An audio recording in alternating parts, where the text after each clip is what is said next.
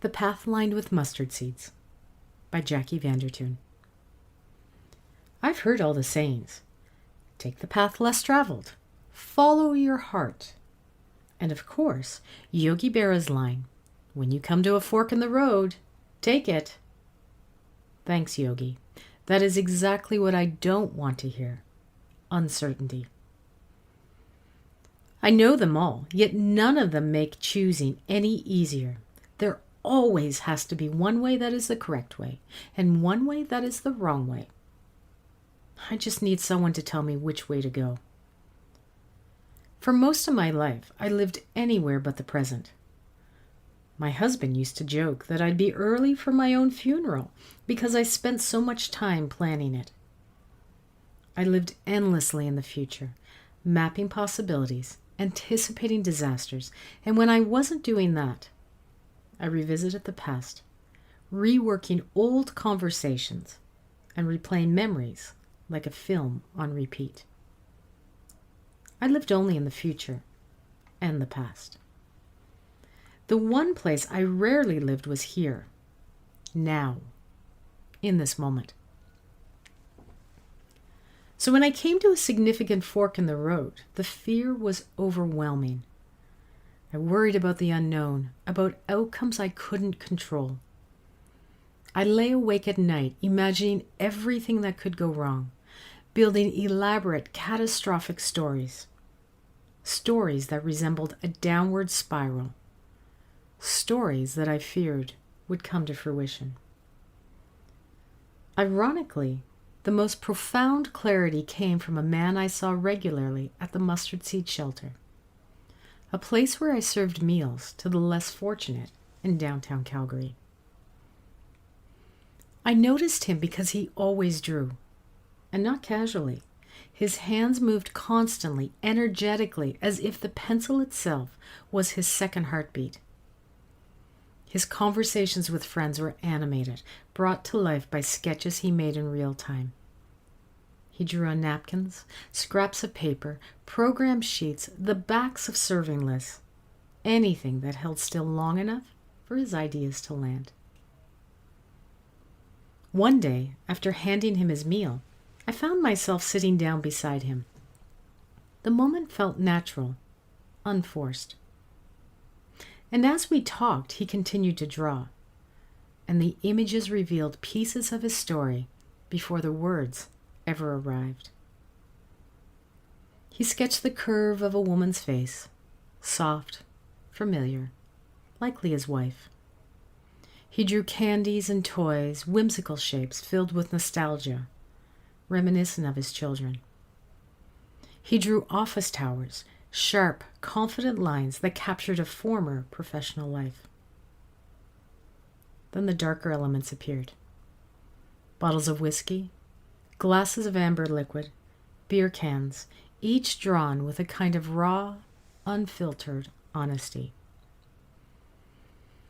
He drew his past exactly as it was, without embellishment, without apology. He told me he had once been an oil executive in Calgary, successful, wealthy, a man constantly in motion, a man who made million-dollar decisions with one hand and reached for a drink with the other. One drink became two, then five, then a daily rhythm that quietly reshaped everything. His marriage, his home, his connection with his children, his sense of self. And there he was now, eating a meal at the Mustard Seed, a place that he had once donated to. But what struck me most wasn't the story of loss. It was the absence of bitterness. He wasn't angry. He wasn't ashamed. He wasn't clinging to labels like success or failure. He simply was. A human being living on this planet with a past and a story. Just like me. As he spoke, his drawing shifted from the past to the present.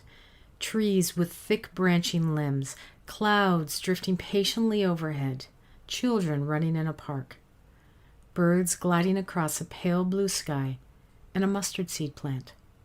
Small, ordinary, then suddenly expansive, radiating life across the page.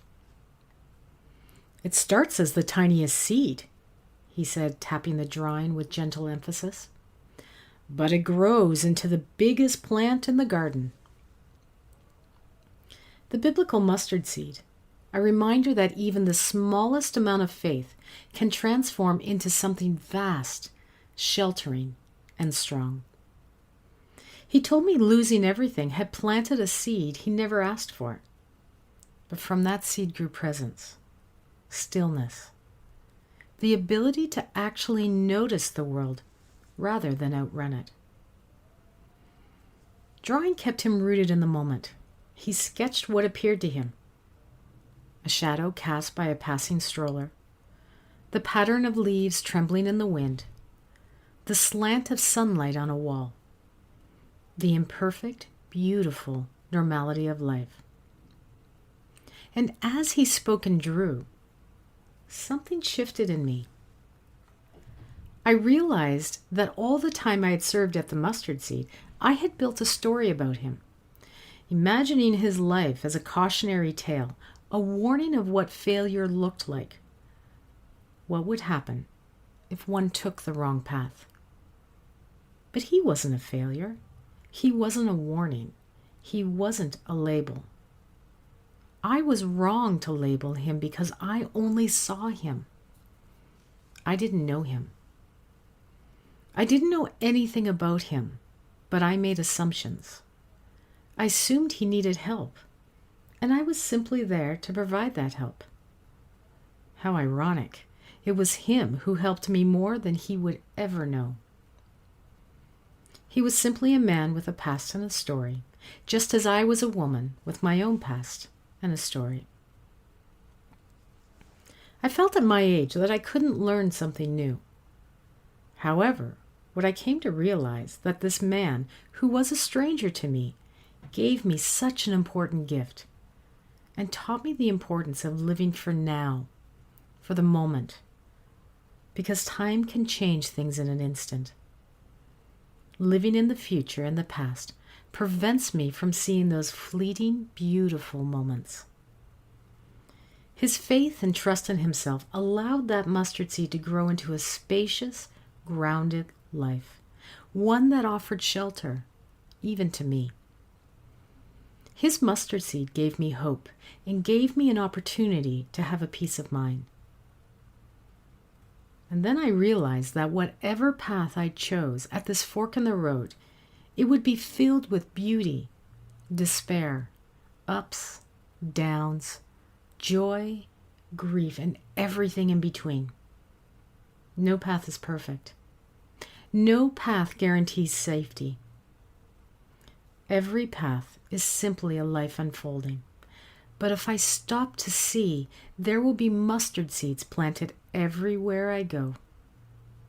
I just need to see them and have faith that they are there. The work isn't choosing the flawless path. The work is learning to be present enough to walk whichever one I choose with openness and awareness. So now when I picture that fork in the road, I no longer freeze. I breathe.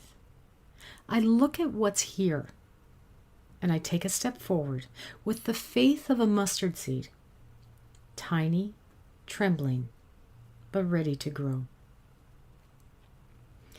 This man will never know the effect he had on me and will most likely never know how his tiny mustard seed gave me the protection I needed. Because no matter which path I take, it will be a journey full of everything life has to offer. And the path will be filled with tiny mustard seeds that will grow no matter whether I choose to walk it or not. For this time, when I come to a fork, I won't agonize over which one to choose. I will simply take a path because that path will be a journey that will be filled with life and all it has to offer. And this time, I intend to live it in the now.